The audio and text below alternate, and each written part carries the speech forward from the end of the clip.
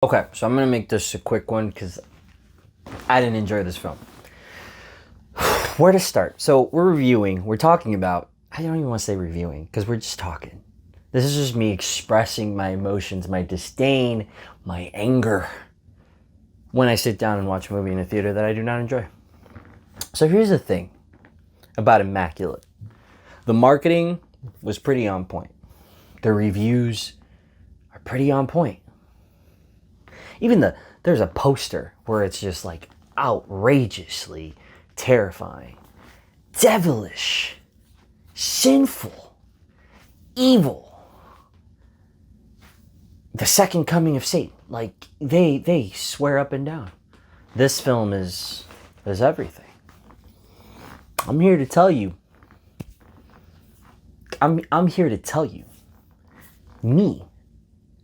Nobody is here to tell you that film is none of those things. Absolutely none. That film is so derivative, so unoriginal, so disingenuous. And here's the thing. I just watched Roadhouse, which I'm going to do a review on. I'm actually excited for. And I remember there was like an issue with the director wanting that to be a theatrical release and Amazon going like, no, this is streaming. Listen, every film should be in theaters. Like, it's a fucking... If I could just, if every film could be in a theater and then be released on streaming, cool. Because support the movie industry in that sense, support the creators, the creatives, the indies, the artists, like the people that are trying to do really great things. That being said, that's not this world. This world picks and chooses. There are movies that are only streaming. There are movies that are in theaters, and that is what it is. So when I look at this film and I go, well, the director of Roadhouse really stressed how that was a theater film. Having watched it, I believe him. It's a film that should be in theaters. And then this, which is easily a streaming film. It's a confusing time. It really is. Because there is virtually nothing that sets Immaculate apart from anything within its subgenre. All right? And what I mean by subgenre is that like sort of nun, convent horror / omen genre of, either, someone's giving birth to the son of Satan or someone's giving birth to the second coming of Christ. There's one film that I saw recently that I actually own on Blu-ray that is called Deliver Us by Magnet Studios. Solid fucking horror film about a woman giving birth to twins, both Christ and Lucifer. And it's insane. That being said, Immaculate was anything but immaculate. It's a dull, unstylish, dauntingly unoriginal horror film. And I argue whether it's not a horror film. It's definitely marketed that way, but it's not a horror film. I would say that this falls right under the realm of like psychological horror, thriller. And if anything, there's one scene in this film that maybe pinpoints it, that makes it seem like a supernatural film. And if that 2-second scene were removed from the movie, it would change the tonality of what you thought would happen completely. And it's just a 2-minute scene. Want to know what that scene is? I'm going to tell you because it doesn't fucking matter, because this movie is... There's one twist. There's no twist except one twist in this film. I know that's contradictory. I said no twist, one twist, but the point is there's no twist except for that one twist. That's all the movie has. And that's, unfortunately, because it's the only thing it has, needed to be the only thing they needed to get right. And they fucked that up so hard. So the whole concept is Sydney Sweeney is about to take, her character is about to take her oath. She's about to officialize herself as a nun in this convent, if you will. And she sees this divine artifact, which she gets to hold, which is one of the nails that pierced Christ's hand in the cross. And she passes out. A few days later, she's vomiting. She's pregnant. And oh my God, this object impregnated her through some kind of divine, fucking telepathic find out later throughout the film that she was inseminated, right? She was inseminated because this snail has DNA, genetic microorganisms of Jesus Christ himself, bone fiber, skin, meat, just everything you need to make a human, a person. And somehow you find a way to like manipulate those microorganisms to somehow inseminate her in hopes that what would come out of her is in fact the resurrection of Christ, because it's part of his DNA. Straight out of a Saturday morning cartoon. Stupid. Now, hear me out. This is what I thought it was going to be. Okay? What I thought was going to be was she passed out. This was all a ploy.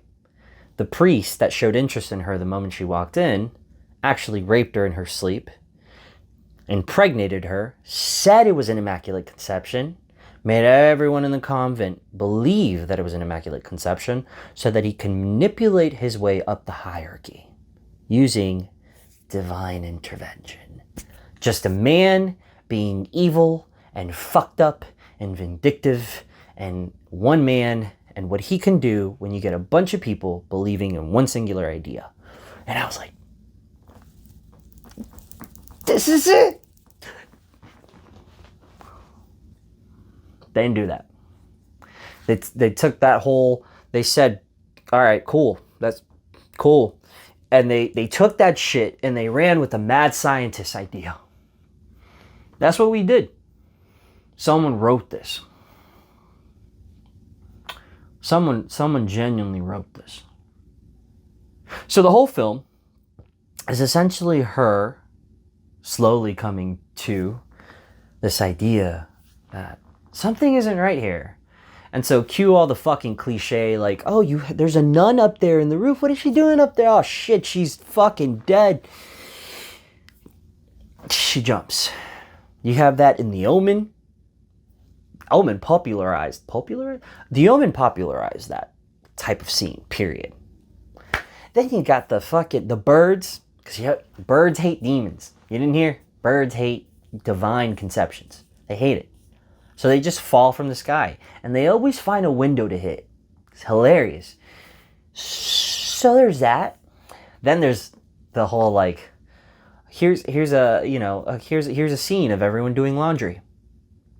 Oh, and the drapes are swaying in the wind. And oh, is that a nun just standing there watching? And then the drape falls and then it sways again. And oh, is the nun fucking gone now? Was the nun fucking Jason Voorhees? Just fucking Batman? Could just disappear? Human beings, supposedly. But somehow they have the fucking divine power of just being able to teleport. It's like fucking Goku.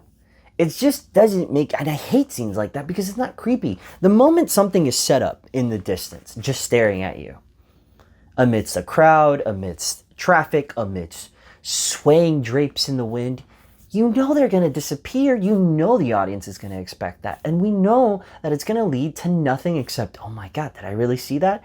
There's no threat. So why do we keep making fucking scenes like that in movies? I don't know. I'm just a motherfucker. We don't know. I don't know. No one knows. It's so fucking annoying. It's so fucking annoying. And then the last act of the movie. Everyone's talking about how gory it is. How crazy and bombastic and like what a third act and blah, blah, blah, blah. She finds out.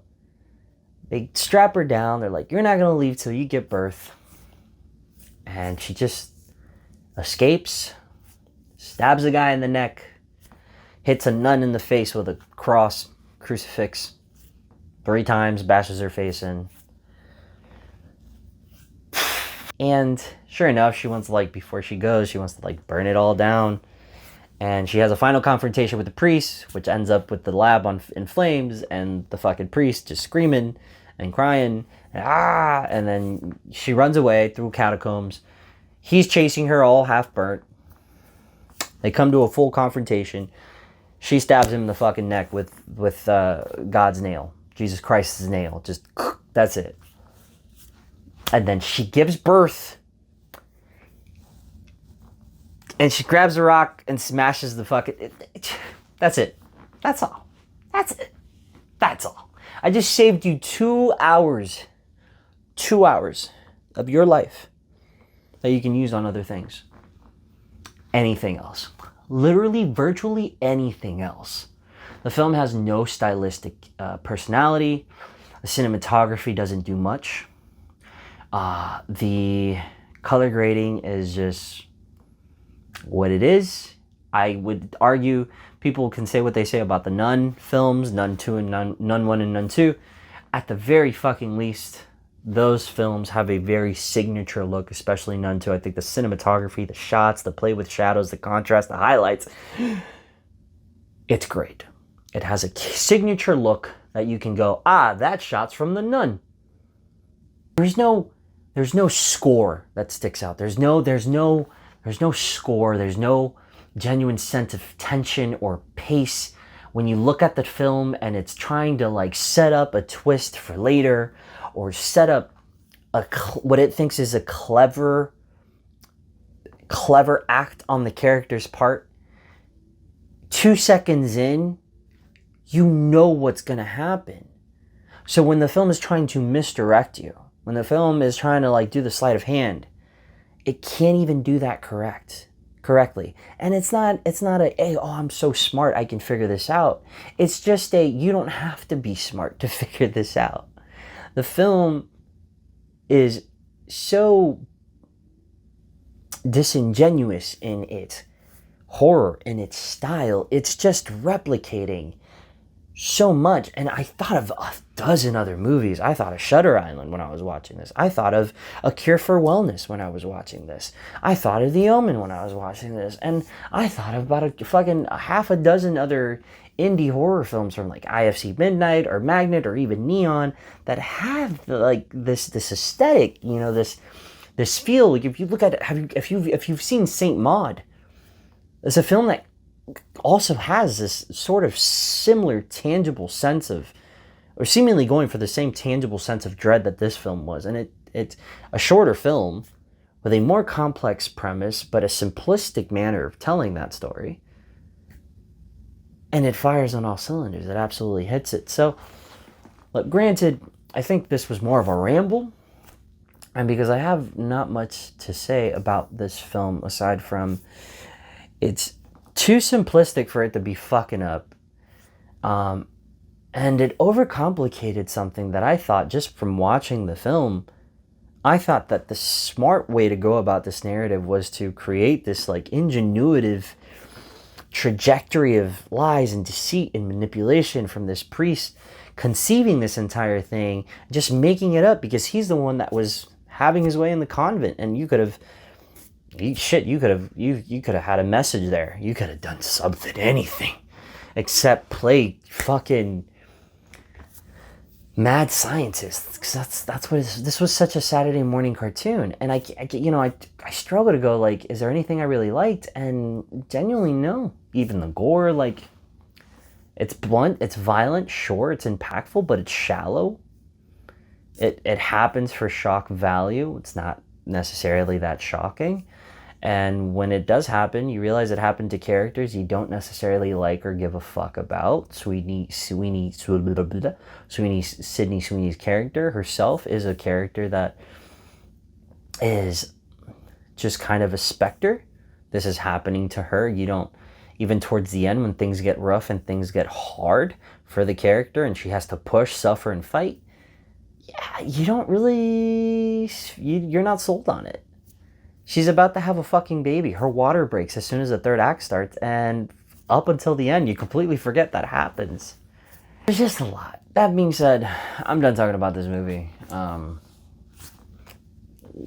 Fucking don't watch it. Watch it. I don't know. If you watch it and you disagree, comment and tell me to go fuck myself. That's it. The next videos will actually be Roadhouse and the Alien Romulus trailer discussion. So, yeah. Also, sorry for all the blown out lighting. I'm currently experimenting with my S23. I've been meaning to buy a genuine Sony cam that I'm actually very fond of. But for now, I'm using my phone, my S23. So I'm just going to get some extra lighting for the place. So production value should be bumping up in a little while. But until then, like, subscribe, and goodbye.